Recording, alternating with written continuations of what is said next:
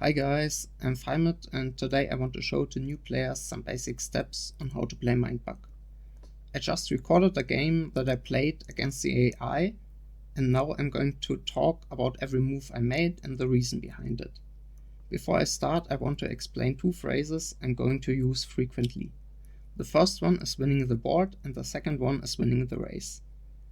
Winning the board means if no further card is played and the players attack each other until only one player has something left on the field, he is winning the board.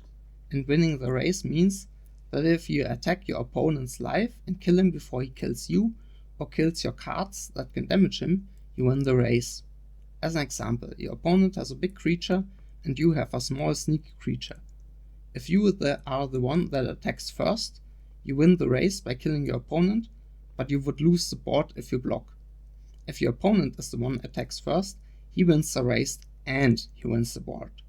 If I play the Scorpion and it gets mind-bugged, what is very unlikely in the beginning because it is a defensive card, I can answer with the Snail's Thrower to stop the Luchador from attacking. If that one gets taken as well, I can follow up with my Rex to finish both small creatures and have 3 more cards to stop the Luchador. If he only takes the Scorpion and attacks with it, I won't block with my Snail's Thrower, lose 1 life and play the Elephant. If he attacks again with the Scorpion, I can block with the Elephant and revive it with my Compost Dragon. That way I have the board, since the dragon can attack the Luchador with poison and both minions win against the last life from the Scorpion. If he mindbugs the dragon, I can follow up with the Rex and I have the board as well. Since I can handle the Luchador, I don't see a reason to mindbug it and play the Scorpion. He answers with a Spider Owl. If I don't take the Spider and attack with my Scorpion, I would still lose the race because he can block once with the Luchador. If I play the Snail's Thrower, what would be a really good card in this scenario, he will mindbug it because it has very good value for him as well to give his poisonous minion Hunter. After that I'm basically forced to play the Rex and he can mindbug that as well because it is very good for him too and he can damage the Scorpion. After he mindbugs the Snail's Thrower and the Rex, I am forced to play the Toad, what is a really bad answer to the Spider Owl because he can do 1 damage to me before I can suicide the Toad to kill the Spider Owl. If I play the Rex first, he can mindbug it because it gives value to him and it protects the spider. And the Toad is bad, like I mentioned before. Since I don't have a clean answer to the Spider Owl, I mindbug it because it gives me the option to raise my opponent. As a follow-up, he plays the Ferret Bomber. Everyone loves the Ferret because it's such a good card, but in this scenario I don't need to mindbug it because I still win the board and I still win the race. But I see one more high value play with the Compost Dragon in my hand. It can revive a discarded card and my enemy can't mindbug it. If he mindbugs the Compost Dragon, it gets low value out of it because he can't revive any card, and if I attack first with my Spider Owl, the Compost Dragon gives him value by reviving the Ferret Bomber. The best card for me right now is the Snail's Thrower that I don't want my opponent to have. I'm going to discard it with the Explosive Toad. After I draw 2 new cards and both are not as good as the Compost Dragon, I just play the Compost Dragon and see what my opponent does.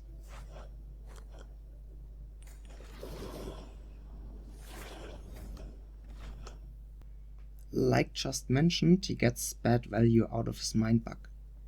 Right now, no one wins the race because I can force to trade until the board is empty, but my opponent can decide how many lives we both end up.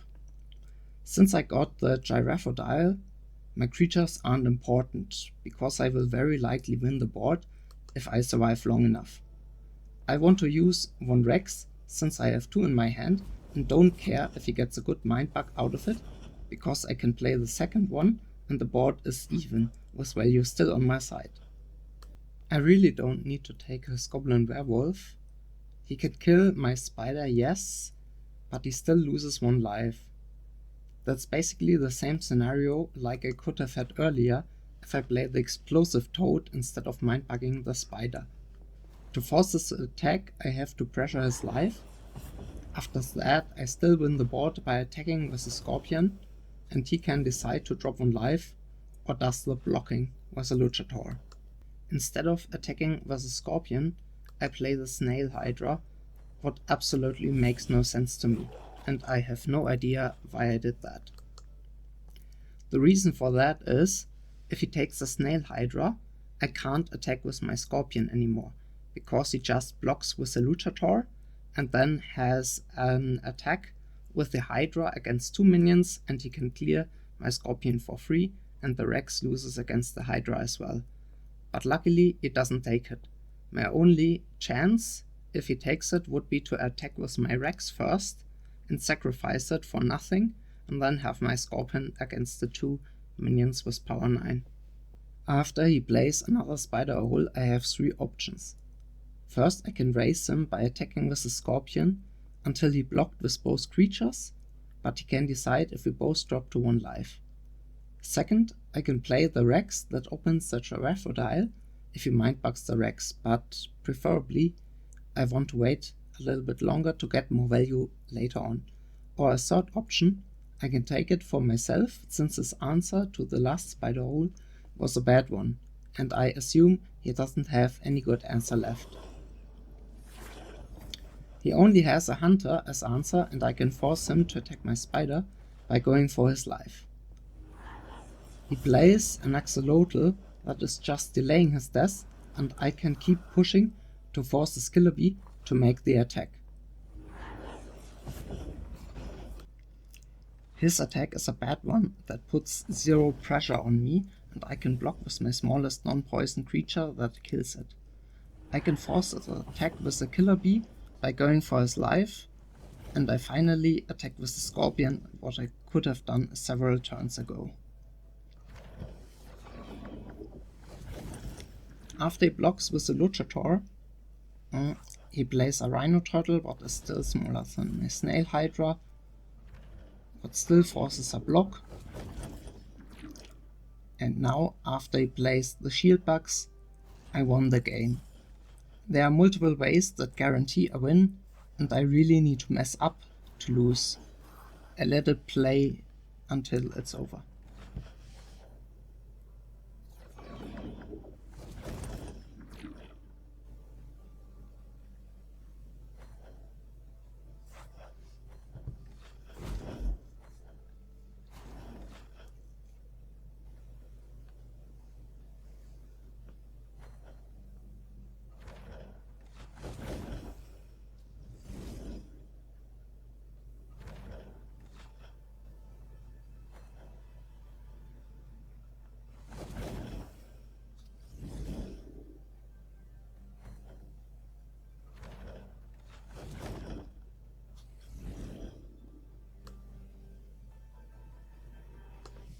That's it for me. I hope you enjoyed and learned something. Please give me feedback, and if you are interested in more tutorials or match analysis, give a thumbs up, have a nice day, and happy mindbugging.